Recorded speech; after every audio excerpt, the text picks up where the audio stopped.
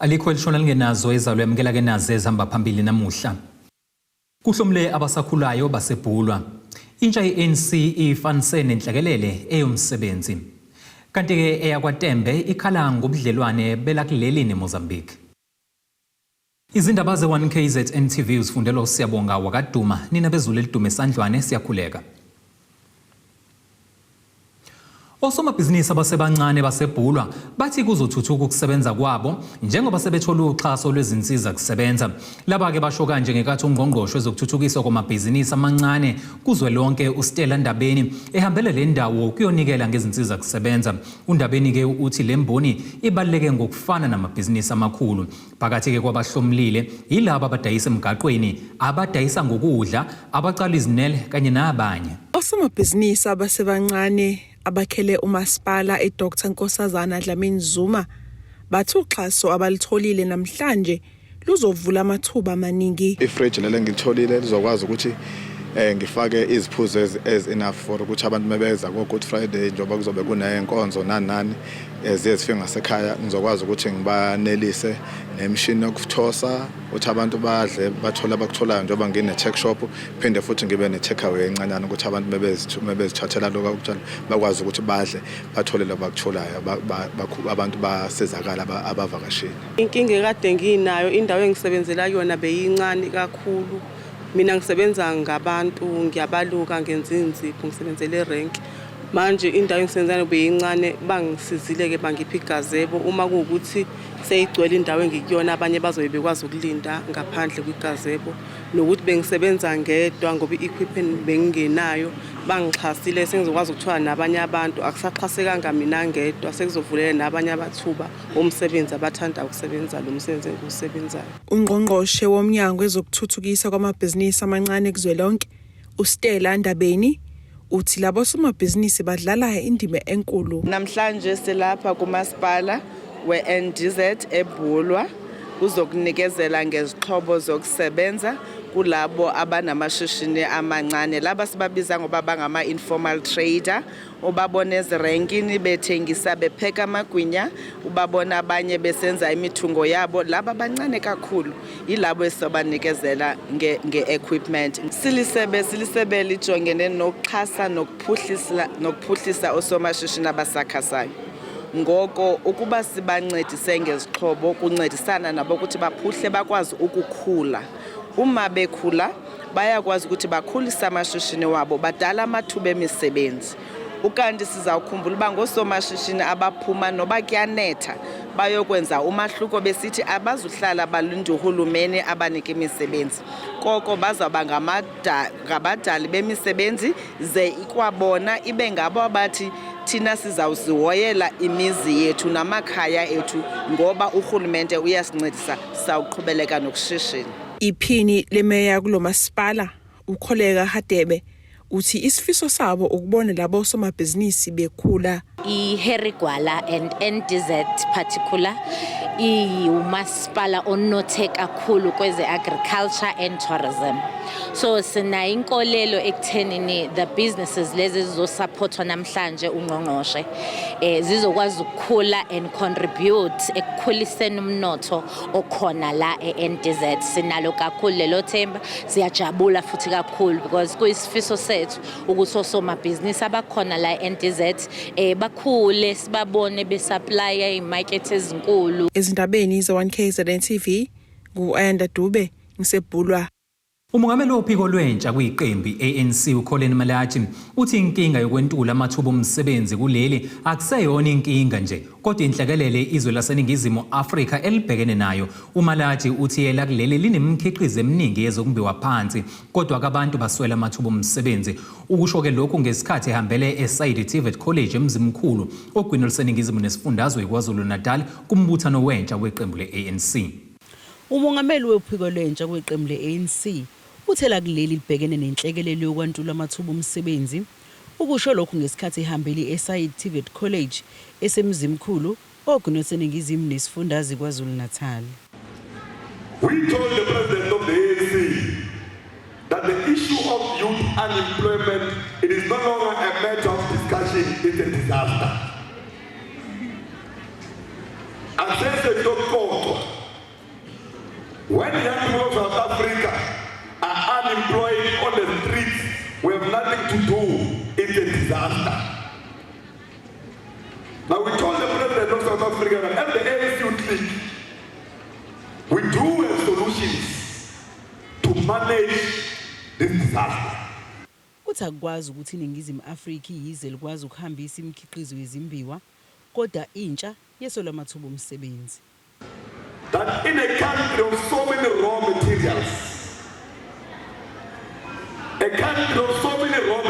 Deputy Minister of Energy and Minerals, that we have a high level of unemployment. We told the President of the Youth League that not more than 70% of raw materials must leave this country. It can't be that we are the biggest exporters of raw materials in Africa. We are number one in Africa, exporting our raw materials to go and assist to build economies in Europe and in countries where there is no raw materials. While our people here in Ikhala are in poverty. Usihlalo weqembu le-ANC kwisifunda iHerigwala uthi intsha ibize lembizo ngoba ifuna ukuzokwethula izinto abazidingayo kumongameli. Ukuthi sifisa ukuthi kube le TVET iconvert ibe i-TVET yama hard skills. Kutrainwe la abantu abazokwenza plumbing, abazokwenza glazing, abazokwenza artisan, abazokwenza bricklaying and so forth because sakhe izindlu la emakhaya because we are a rural district. Siyabadinga oplumber, siyawadinga ama artisans, siyabadinga oglaze, abantu abadila nento yeglass and banibani. Okhulumela uphiko lwentsha kwiqembu le-ANC kwisifunda iHerigwala uthi phakathi kwezinto abafisa zenzeke ukwandisela izikhungo zemfundo ephakeme. Siyafisa ukuthi ngempela uhulumeni alekelele kulezo zinto lezo zokuthi abantu abasha abane interest kwi-agriculture balekeleleke ngama-funding kanjalo nangemhlaba abangakwazi ukuthi bayisebenze. Lo mbiko benwethulelwa uZamando Sicele wezindaba ze1KZNTV ngisemzimkhulu. Inkosi yesizwe sakwaTembe kwaNgwanase enyakatho nelikaMthaniya inkosi uMabhudu kaMzimba Tembe ithi ke kumele kube khona okwenzakalayo ukulwa nesihlava esibi somtshotshwa kwezimoto kuleli zisiwe ke ezweni laseMozambique. Ikhuluma ke kuqhubeka umkhosi omthayi esigodlweni emfihlweni ithi ke akwazi ukuthi kungathuleka nje izimoto zakuleli ziweliswa zisiwe ke ezweni laseMozambique ukuthi kungenjalo kuzomele ke izwe lakuleli liqede nya ubudlelwane elinabo nezwe laseMozambique. Ubuye ngegeli phezulu umkhosi wamaganu owaziwa ngomthayi kwelakaTembe ngemuva kokuphazamiseka iminyaka ilandelana kulomkhosi kusuke kunezimenywa ezivela emazweni angomakhelwane esingabala eMozambique nelaseSwazini. Inhloso yawo ukukhumbula imvelaphi nemikhuba yesizwe samaThonga oqhama kakhulu unyawo olwehlukile lwengoma uma sekudedelwe amaThonga namaSwati. Ikhuluma nezinkumbi zabantu bezicela izinkulungwaneni eziyisishiyagalombili inkosi uTembe ihlale ephuzweni lokwebiwa kwezimoto osekufana neva enyameni emphakathini waKwaZulu-Natal nalapho iveze ukuthi lokhu kuphazamisa isimo somnotho yakusho kwagcwala umlomo ukuthi uma singalungiswa lesi simo kuzophela ubungani phakathi kwelakuleli nelaseMozambique. Sinesimo esesineminyaka eminingi okuyisona esiphazamisa umnotho walapha emkhanya kude ukuwela kwemoto ziye ezweni elomakhelwane wethu eMozambique. Siyafisa nabo bekhona ukunxusa ekuthenini kube khona ukubambisana. Akuhambi kodwa akuzona imoto ezithathwayo kepha kunezimo zokuhlukumezeka kwabantu abasuke bethathelwe imoto. Kuthathwa abantu befakwe emotweni bedlwengulwa abanye beyontshingwa emahlathini bengazi ukuthi bakuphi bebuye benqunu uma sebebuyela emakhaya.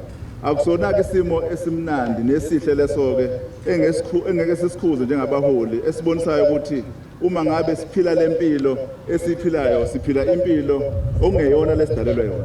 So-ke siyanxusa kakhulu ukuthi sikhona la esibonisana khona ngembono yokubambisana kube khona esizwelana ngakho ngenxa yokuthi uma kungenjalo nobudlelwano buzohamba buhambe bunciphe bungabi buhle. So kuhle ke sithole leli thuba lokubonisana kungaze kufinyelele esimene sikanjalo. uMandla Dlamini obemele ukhosi base Swatini uthi lo mkhosi ukhuthaza ubuntu nobumbano. Sithunyelwe ingwenyama inkosi uMswati wesithathu futhi sizokungenela umkhosi wemthayi lo endeka la kaTembe ebukhosini bakaTembe. Lokuhlangana ke lokhu ke kukhombakalisa into yinye lefuna ukuthi siyikhuthathe sonke isikhathi ukuthi bunye nekuhlangana kuyinto lenkulu kusiniketa emandla ekuma neqhubekele embili. Inkosi uTembe ibisibonga uxhaso oluvela kuhulumeni kanye nasemphakathini obuphume ngobuningi ukuzokweseka lo mkhosi. Lo asidlulisa ukubonga kakhulu isupport esitholile kuhulumeni wesifundazwe kwaZulu-Natal ngobunjalo namazwe ngomakhelwane iMozambique, iSwaziland, kubaholi bomdabu, amakhosi esifundazwe sakithi, amakhosi asemkhanya kude nomphakathi wonkana kanye nohulumeni enhlangano ezahlukahlukene ukuthi besiphe lolu suku kubo olwethu lapho sizizwe sinemfudumalo khona. Ngengophiwe Mthembu wezindaba ze1KZNTV eMangozi.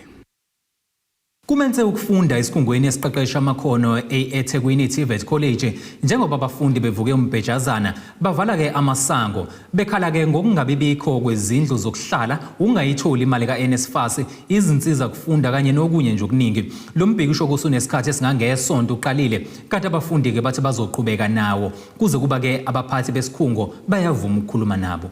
Sishubile isimo esikhungweni esiqeqesha amakhono eThekwini TVET College esingini sase-Sentech njengoba abafundi bevuka umbhejazane babhikisha nokumbhikisho osunesonto uqalile. NSFAS siqeqela ama-res, siqeqela ama-computer wasebenzi, ama-lecture yashoda esikoleni.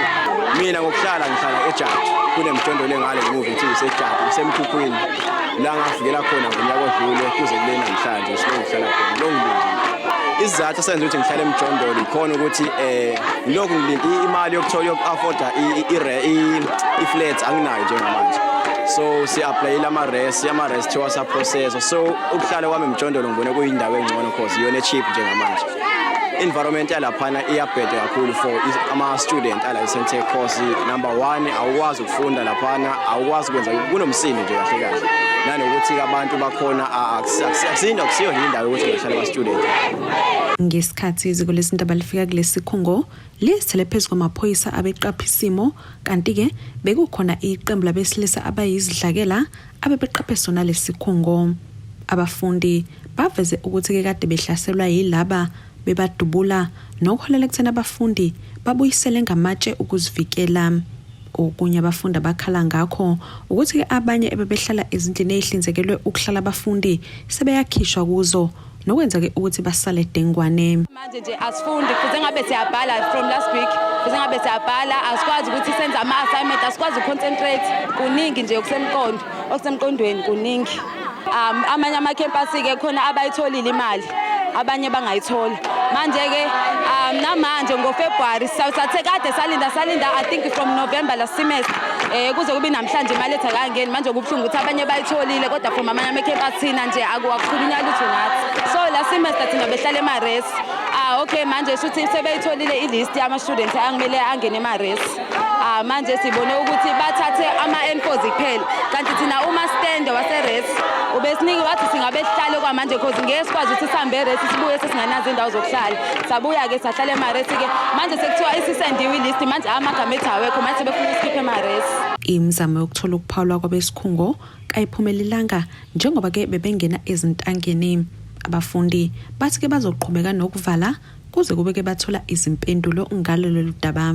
Baqhelaza nje into eyenza ukuthi singasithani ngoba usicefe kulwa kanjalo sibeka kanje sasala ifundo ngoba sesibuke bavuka baqine basheshise yonke into. Abanye besonto amasilolena sikwazi sheshe sibambe. Hayi ongifuna ukusho nje ukuthi lento esenza la ngesiqede ngayo ukuthi inkinga singalunganga inkinga zethu manje xa izilunge zonke kuze yonke into iphele. Izindabeni ze1KZNTV kube kunto omkhona mvubu ngiseThekwini.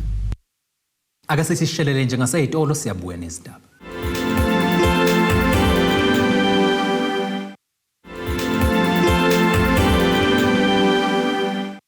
Nina bakaHlavana Bhulumlile Ndulinde kuba soMantshonga benoqelemane nazi izihloko zezindaba ezihamba phambili namhlanje.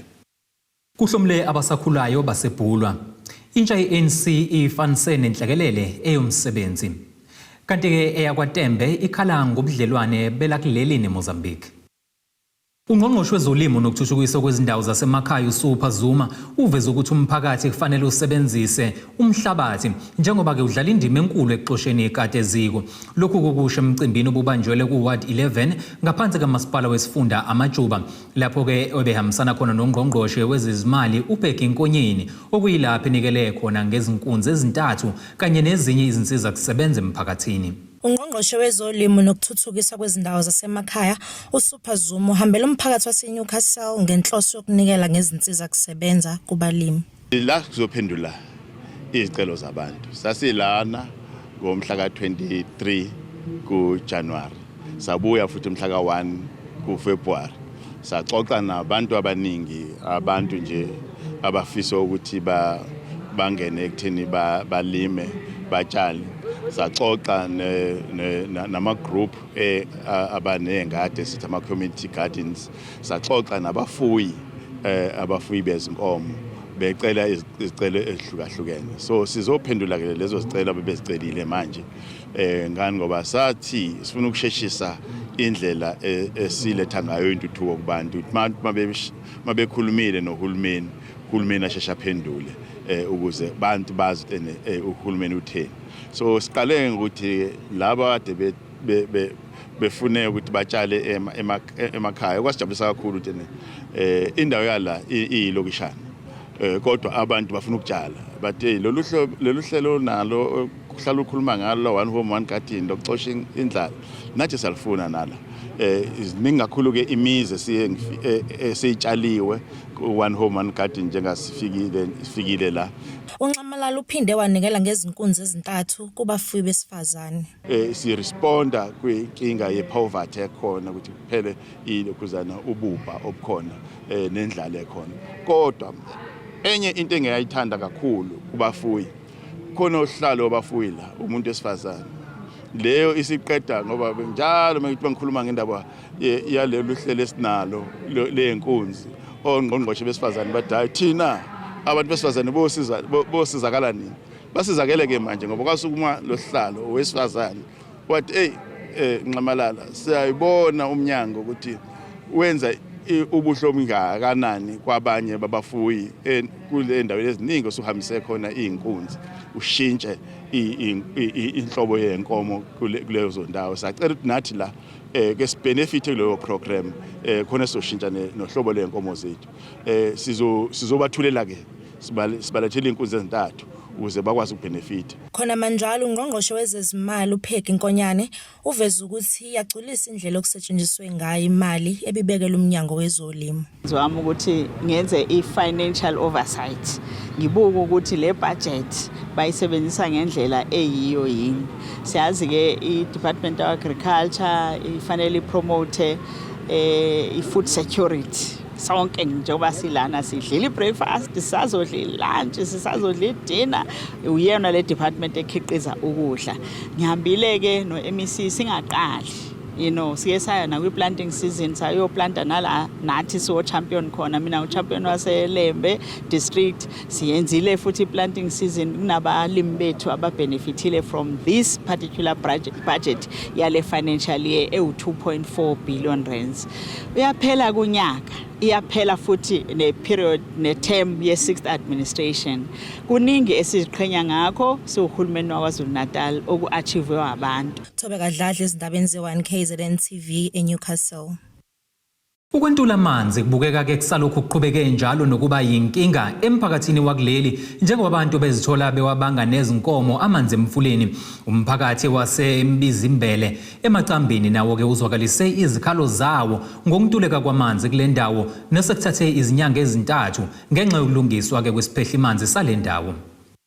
Lena yimpilo yansuku zonke emphakathini waseMbizimbele emacambini kuWard 1 ngenxa yokuntuleka kwamanzi lomphakathi uyaphuqeleka kuba amanzi wabange nezikomo emfuleni. Lesi isiphehli manzi okusola ukuthi asisasebenzi ngendlela ukusabalalisa amanzi emphakathini owakhele le ndawo. Inkinga lapha yamanzi awekho nhlobo wabona amanzi kule ndawo. kusukela e4 nje sinenkinga yamanzi awekho ingane nje sezalova zingayisho esikoleni ngoba zingathi sizogeza ngani.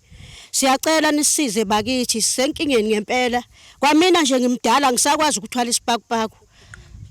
Ngokunqa amaphilisi nje kangihlambile njengoba ningibona nginjena nje amanzi awekho nhlobo nje. Udaka osolukhayo ningalubona sisenkingeni ngempela siyacela. Ingane aziyile esikoleni. Zihlele emakhaya amanzi awekho nhlobo. Sinenkinga lana yamanzi.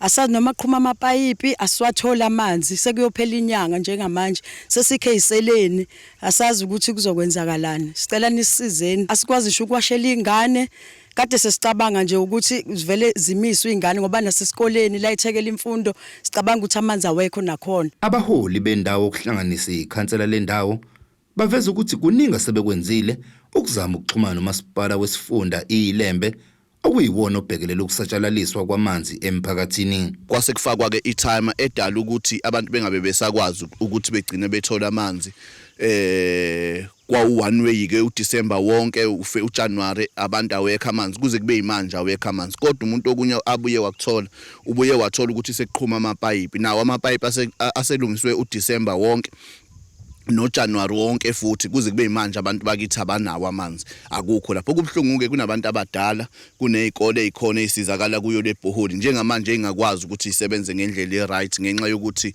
amanzi abakwazi ukuthi bewathole. Ngibuka ke ngendlela umuntu abuke ngayo ngathi kunokusidelineka noma kunento ekhona engale umuntu angayazi ngoba ngubikelile umasipala ngacela ukuthi bezo address umphakathi ngalenkinga ekhona ukuthi kwenzakalani akaze beze beyihluphe banqaba ngaxhumana no-office lika speaker kodwa akaze beze bevume ukuza bezochazela umphakathi. Kanjalo nobuholi bomdabu ngaphansi komkhandlu wasemacambini uthi uzivulile izandla exoxisaneni nomasipala wesifunda ekuthini kulungiswe inkinga yamanzi ngoba le ndawo inawo amanzi.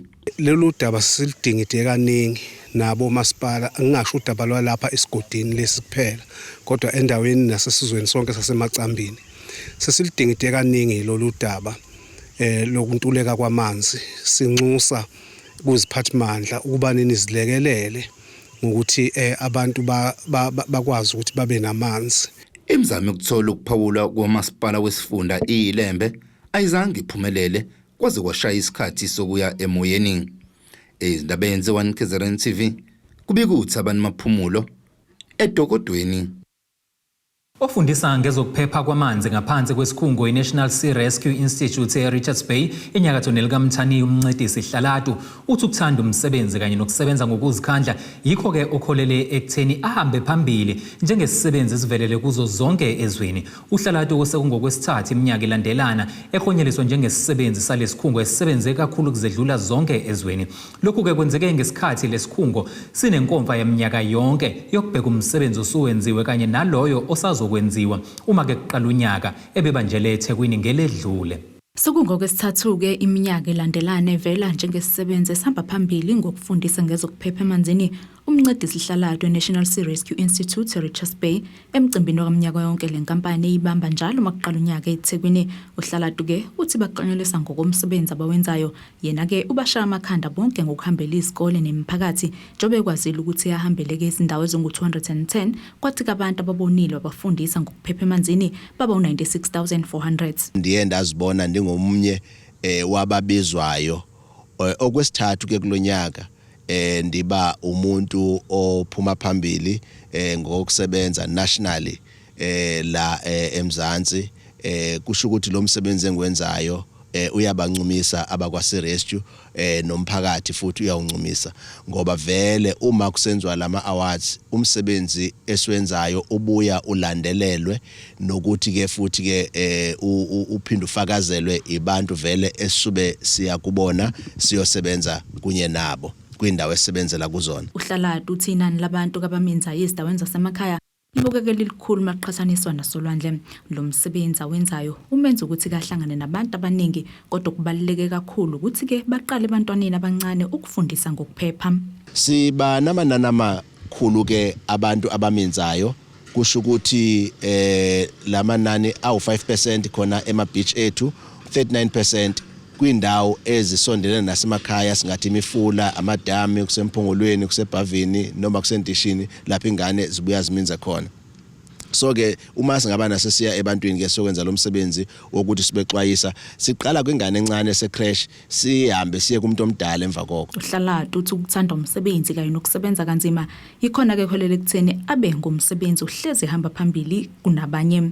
Ukusho ukuthi ke lo msebenzi nami endlela engiwuthanda ngayo ngoba uma ngabana ngisho nje ngithi makubuza ukuthi ngisubela amandla ngiwathola kuphi uthando nje nokuthi ke vele ke nokukhuluma nje nami ke ngiyazikhulumela umuzwa ngibeka phanga ngabantu ngikhulume futhi ke ndi active ke noba ngabana vele sekufanele ukuthi because abanye siyabafaka emanzini sekufanele ngene emanzini then siyangena emva koko nasemanzini yakubona lokho so and nokuthi ke futhi sesibuka ukuthi after usuhambile kwezinto kulama areas ohambe kuona iba ngawapha amanye ama incident enzekayo. Lesgeze indaba ze1KZNTV ngingusamgeliswe Nqulunga Richards Bay. Nina besilwa ke siphinde futhi sihlabena nali ikhefu asibuye nengosezwe zomnotho uma ke sibuye emva kwekhefu.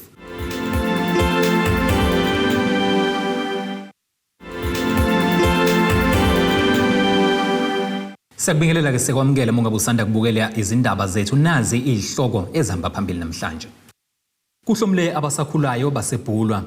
Intsha ye-ANC ifanise nenhlekelele eyomsebenzi. Kanti ke eyakwaTembe Ikhala ngobudlelwane belakuleli neMozambique. Ake sikubhekele ngosini yezomnotho.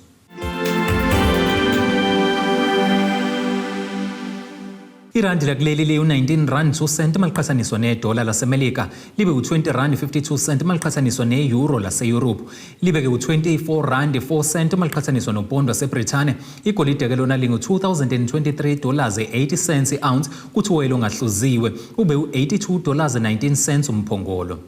Ake sikubhekele engosini yezemidlalo.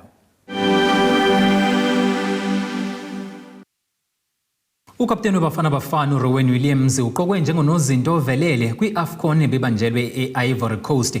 Iqembu lakuleli lihlonyeliswe ngokuziphatha kahle lathola i-Fair Play Award. Umdlalo velele kube ngukapteni weNigeria uWilliam Trost iCongo kwathi ke owe-Equatorial Guinea uImelo Ntsuya wathola ke indondo yokuhlohla amagoli amaningi njengoba eshaye amagoli amahlanu. Umqeqeshi ovelele kube ngu-Emirates Fire we-Ivory Coast. Mase kuthi ke kuba ngumdlalo semncane kunabo bonke kulomqhudelwane kube nguSimone Adingra we-Ivory Coast. Ake sikubhekele isimo sezulu esingalindeleka.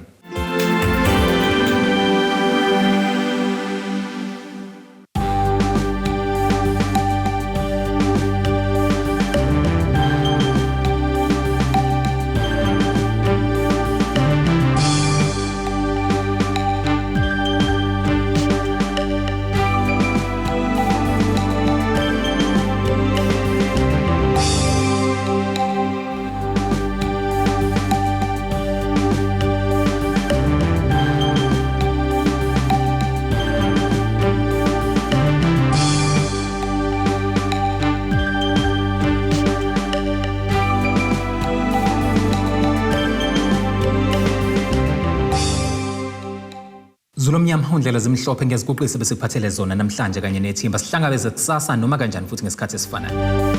Abethuli bethu bezindaba baxhaswe iTulis Bayview Bridal. Ungabashayela kulezi zinombolo ezivelile